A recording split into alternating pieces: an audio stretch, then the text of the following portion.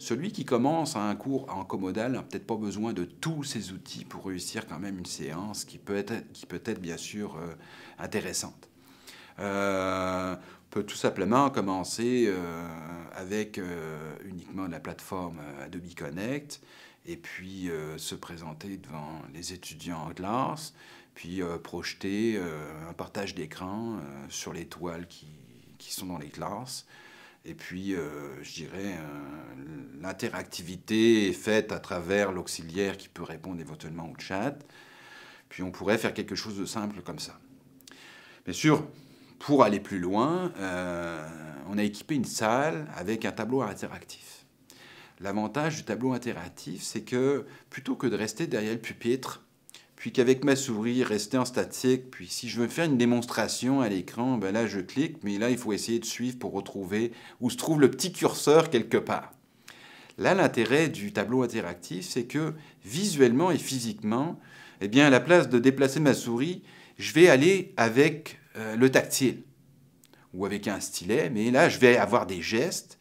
Puis là, c'est en grandeur nature, ce qui fait qu'on peut suivre mes mouvements et suivre plus facilement la démonstration, puisque c'est souvent dans le cas de démonstration de logiciels, de configuration particulière. Donc c'est ça qui est intéressant dans le tableau interactif, c'est le côté visuel, qui encore une fois rend la démonstration plus humaine.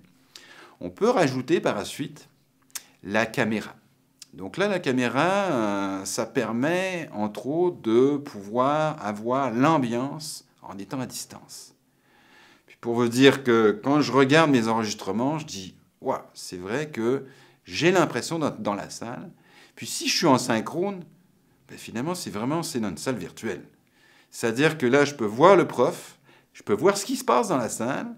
Si, mettons, quelqu'un pose une question, ou il y a même un problème technique. Souvent, quand il y a un problème technique, on est à distance. Bon, qu'est-ce qui se passe? On n'entend plus de son, il n'y a rien qui se passe. Je sais pas ce qui se passe. C'est inquiétant. Est-ce que c'est mon ordinateur qui flanche?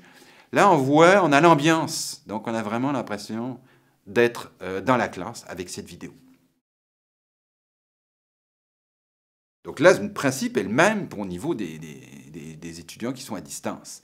C'est-à-dire que ceux qui sont en classe peuvent poser des questions de vive voix.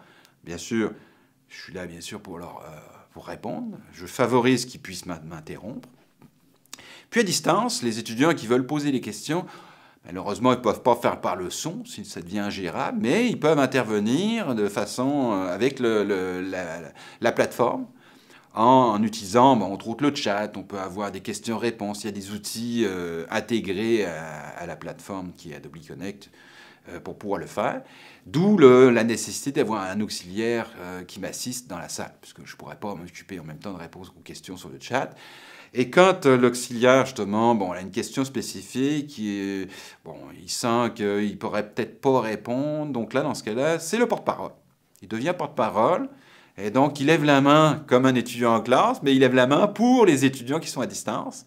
Puis là, il me pose la question, puis là, bien sûr, il s'agit de répondre. Dès qu'un étudiant pose la question dans la salle, je répète volontairement la question. Ça permet aussi de savoir est-ce que j'ai bien compris la question. Et de cette façon-là, les étudiants à distance entendent la question qu'un étudiant de la salle a posée.